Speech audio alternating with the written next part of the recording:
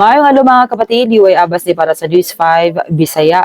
Nagpahimutang og kabalaka si President Bongbong Marcos sa iyang igsuon nga si Senator Amy Marcos human sa gibuhiang mga akusasyon sa senadora sa peace rally sa Iglesia ni Cristo kaniadtong Nobyembre 17, diin nag-akusar siya nga naggamit og giingong illegal nga droga ang presidente. Matod kang President Marcos, dugay na silang nabalaka sa kahimtang sa senadora kauban ang ilang pamilya ug mga higala. Giingon usab niya nga dili kini mao ang pamatasan sa iyang igsuon, busa padayon nila kining ginabantayan. Sa pangutana kung nagkaistorya ba sila human sa insidente, gisulti ni President Marcos nga dili na sila kasagaran magkuyog o mulihok sa parehas nga grupo. Busa adunay tubag si Senator Amy pamaagi sa usa ka Facebook post human sa reaksyon sa iyang igsuon kabahin sa iyang mga gipang-akusar kaniya. Gihangyo ni Senator Amy ang presidente